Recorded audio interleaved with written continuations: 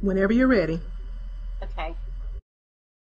My name is Stephanie Quinn, and I am kind of excited to be here. I'm a little nervous today, but we're going to talk about Google Classroom. I'm really a newbie at this still, but I've learned a lot in the last 4 months as I've been working with my students. Have any of you, are any of you familiar with Google Classroom, or do you use Google Classroom? Raise your hand. That would be like 2. Okay, a few of you. All right. Google Classroom is kind of a really neat thing. I stumbled upon this by accident. A teacher friend of mine, the English teacher on our team, we wanted to integrate more technology into our classroom, and so we met with the district office people and asked them what was available, what could we use, and we knew that Google Drive was on the way and that kids were going to have their own logins, and we were moving everything to the cloud. So what they did was they gave us the opportunity to pilot Google Classroom. And it's really kind of an interesting, it's kind of like Blackboard. Are y'all familiar with Blackboard? Raise your hand. What's that too? Some people. Yeah, those of us in the graduate school world are. But what I want to show you is a quick little video clip about, there we go. This is strange. There. We created this for our district office.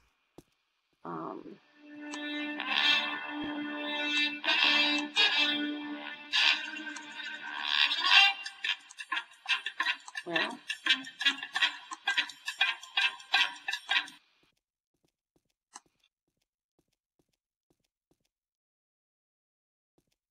let's give it a minute. It's loading.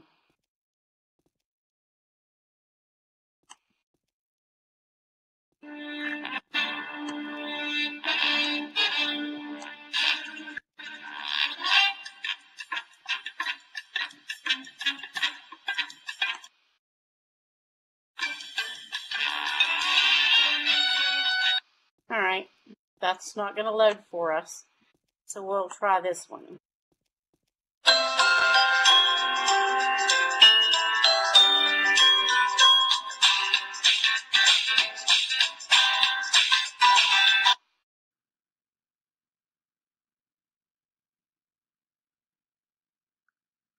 Oh well, neither one of my videos are going to work, so but let's talk about what Google Classroom is and why maybe we might want to do that.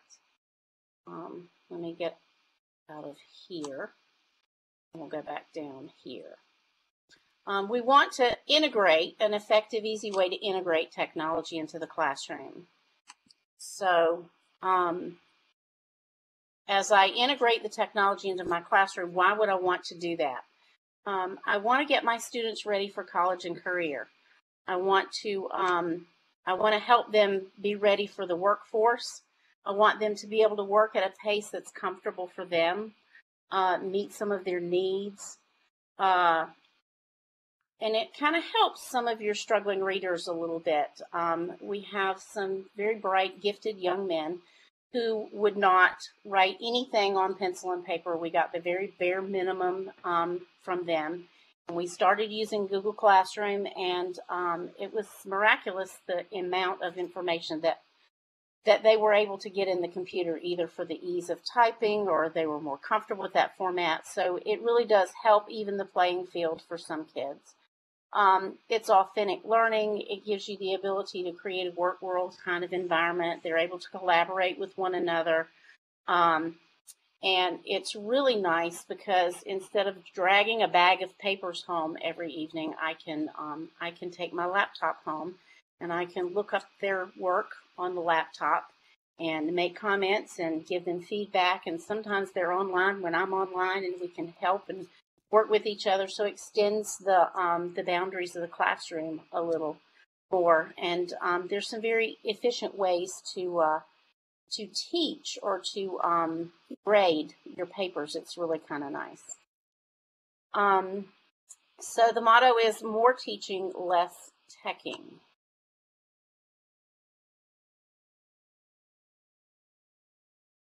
And I'm going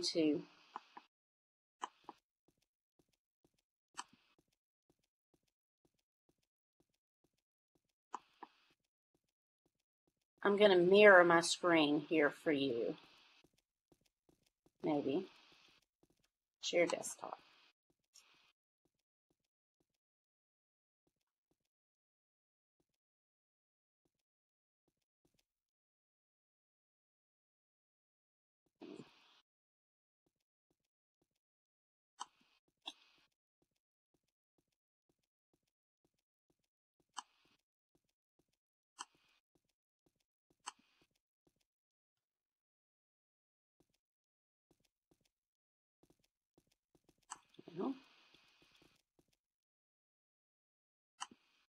Okay, now if you look here, once I get into my Google Drive, I can actually go in and all of my spreadsheets that I've created are here. And I can bring these up, and I use this little thing called Doctopus. It's really a nice tool, and it will import all of my stuff from my Google Drive. So I can look at my students' work, and these are dummy students. These are actually my colleagues that did this for me. And their assignment was to graph data, and I've gone in, you see here where I've made a comment to her, and then she's made a funny comment back to me. And here at the bottom is the grading rubric. When I combine Doctopus and a add-on called Gubrick, I have, and it's this little eyeball here, I have the opportunity to grade my papers online.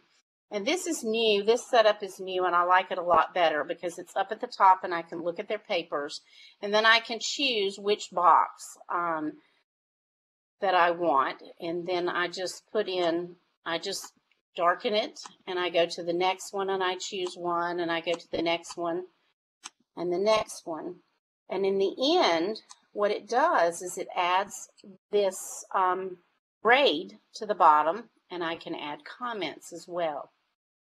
So it's really nice to work with because I can then email the information back to my students, and they have access to their grades via email. No papers changed hands. I haven't run 50 million copies. It's really, really very nice to work with that way, and that's what I like about it. It's efficient, and it allows me the time that I need to do that.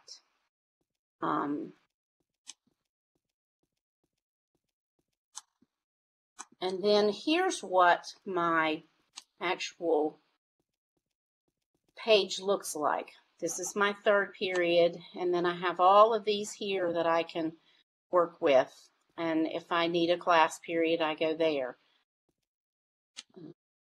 So this is what it looks like when I open it. And I can open first period, and I can see the stream, and you can look at all of my different assignments. Now, I've made some mistakes along the way, and sometimes you'll see, sometimes my duplicates show up because I make a mistake and then I have to redo it. But I've also been using it to house video clips and information. Under the About page, I have some links to some flashcard sets for my students, articles that they needed for a particular assignment, study sheets, resources for writing, and then my syllabus. So I can house all this stuff. My students have access to it electronically. All they have to do is log into their Google Classroom account. And they don't have to turn in their assignment for me to see it. If I click on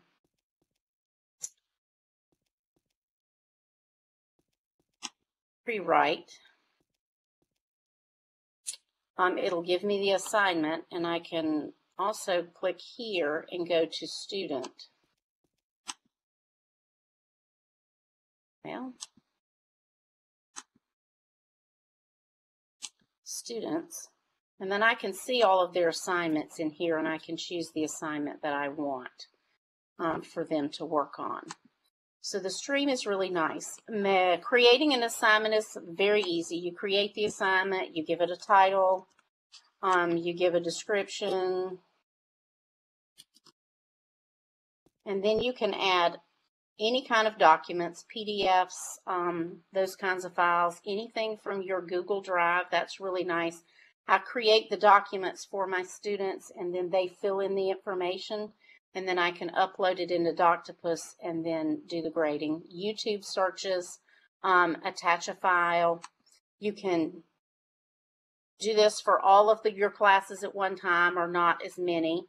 So that's nice. I can do them all at one time. If I want to add something from my drive, I just go here and I upload it. And here I can have the students view it, edit it, or make a copy for each. And if I make a copy for each, then everybody gets a copy of that document and they type on it, it becomes theirs. And then you just hit assign and you're done. And it really is very simple. And it's a nice way to house everything you want your students to have access to outside of class. All right, I want to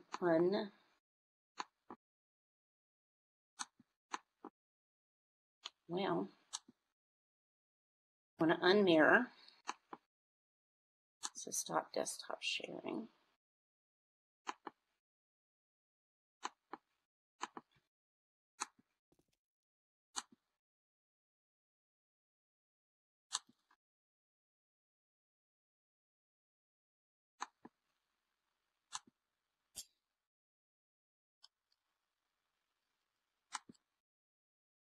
Give me just a minute as I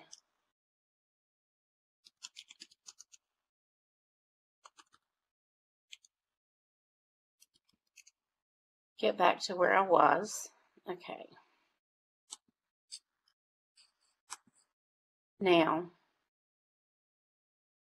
we'll look at that in just a second. So that's kind of what makes it so easy. The kids are enjoying it now. We're learning a lot, both the teacher and I that are using it.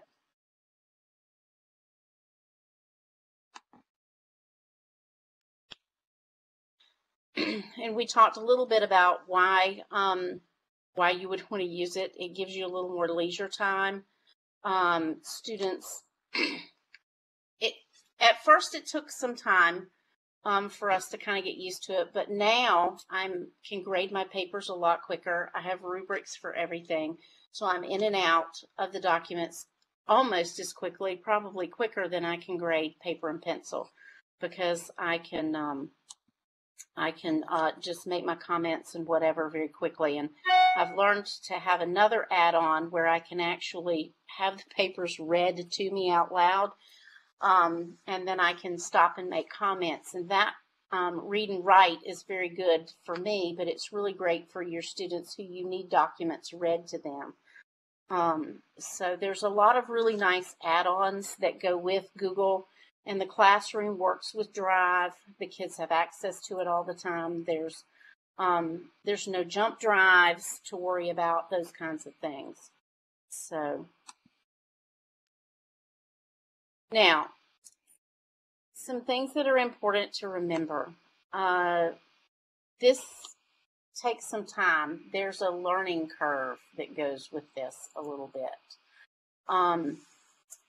The teacher and I were the only two teachers in our district to be using Google Drive. Our school is a small rural school in South Carolina, and we are just now beginning to move further into our technology where we have more access. There are 2 computer labs and a set of Apple laptops and a set of 30 iPads, and that was what we started with. And she would have the laptops for 2 days, and I would have the laptops for a couple of days, and then they were available to the rest of the teachers in our school 1 day a week. And we just kind of taught ourselves. I have done some really neat assignments with my students. I taught them how to graph, and we analyzed the graph, and I was able to go in and grade their papers online, and that was kind of neat. We've done a lot of reading and writing online, a lot of collaboration among each other, and they can actually collaborate in the classroom and it's still silent, and that's kind of nice sometimes too, because they're typing back and forth to each other on the computer, they're giving feedback on their writing, or the science that they're working on, or the article that they're reading. I have done some kind of neat mapping programs, mind map, some things like that. So it takes a little bit of time to get used to a new way of creating your lessons.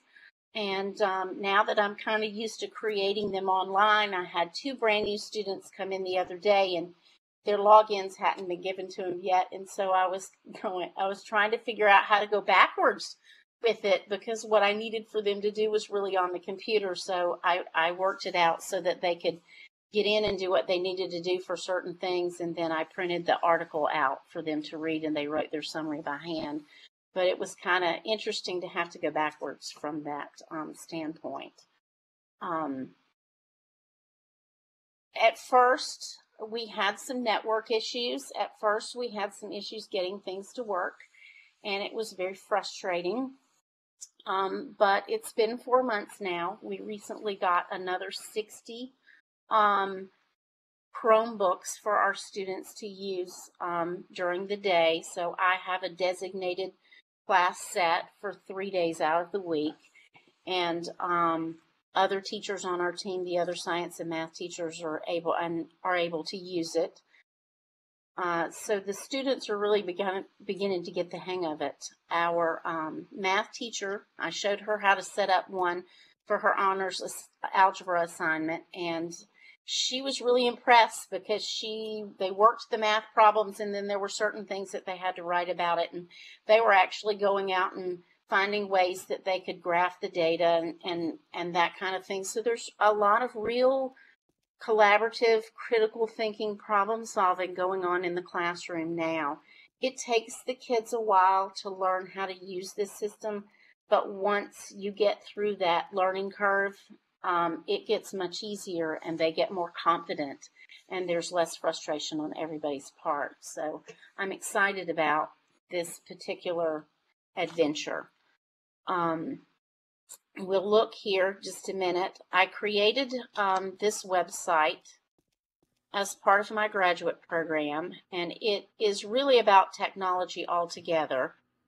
There's some things about integrating and SAMR, but there's a whole page on Google Classroom, and there's some video clips. I don't know why they're not working on here, but you can go in, and I'll give you the URL. You can go in and you can look at the video clips. It really does streamline your teaching. I've used home and work on some stuff.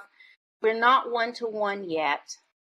We still have some infrastructure that we're dealing with because we've got bandwidth that we need to add to, and that's real expensive. So I think our district is smart in the fact that they're taking little steps, and we're seeing where the problems are. We're ironing those out, and then we're expanding a little more. So eventually we will be one-to-one with this, and it'll be full scale, and our kids will hopefully have a portfolio when they're ready to go and interview in colleges, and they'll have an electronic portfolio that shows their work and how they've grown and that kind of thing.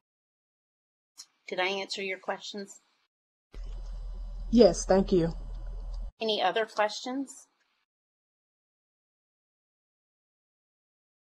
It was really easy for me to learn to use on the teacher end.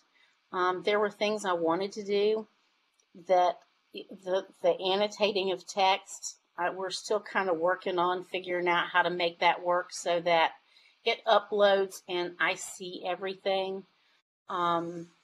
Because some of those add-ons, you get certain things for free and other things you have to pay for.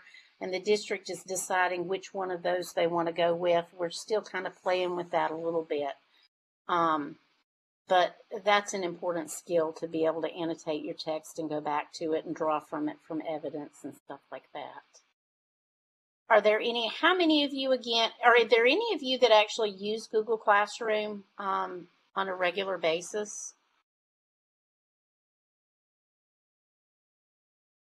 A few?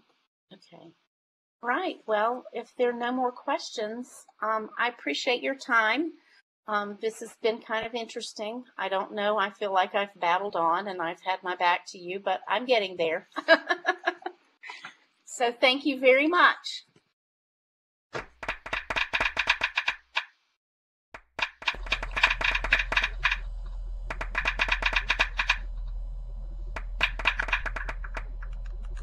Thank you, Stephanie. This was very useful. Thank you. I hope it was. And I'm going to peek in later tonight and see what else is going on. Thanks so very much.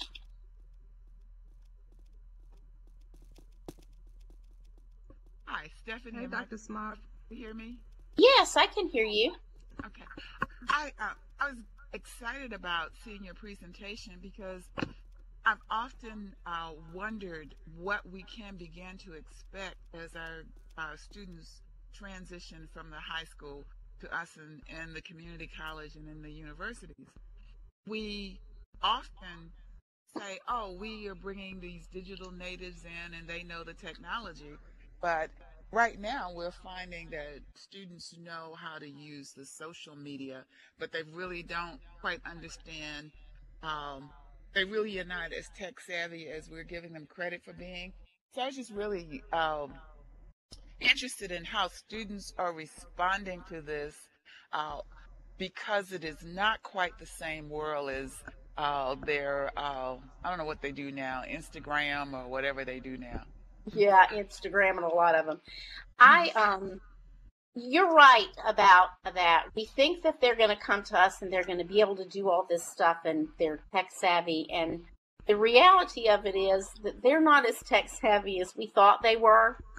And because they haven't had a lot of experience with that, in a rural district, there are not a lot of computers.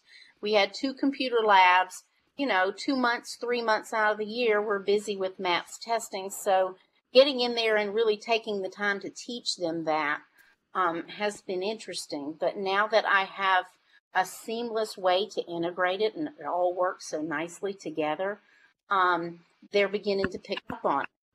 Now, my own son is in the 8th grade, and he and a few others absolutely despise the technology. They're frustrated with it.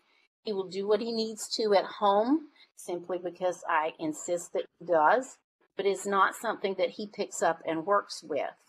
Now, my younger child loves technology and uses it as a way to learn all the time, videos and chat rooms and all kinds of things like that. So you're right. They're very good with the social media. They are not so good with the other stuff that they need for the workforce. And so I'm hoping that this classroom, Google Classroom, will take off because it's really like a mini version of Blackboard. When I went back to graduate school, there was a learning curve with Blackboard, and it took me a while to figure out how to navigate in Blackboard. So I think that if we could get the majority of the states to go and work in the Google Classroom and teach that way at the university level, they'll be better prepared, and at the workforce level, they'll be better prepared too. So it's just a matter of getting everybody on board and moving in that direction as a unit, as a state. Did I answer your question? Yes. And again, thank you for joining us because it is good to have this collaboration and talk between K-12 and those of us who are going to be the recipients of those young minds that you're training at that level. Well, thank you very much. Hopefully we are doing an okay job at getting them where they need to be.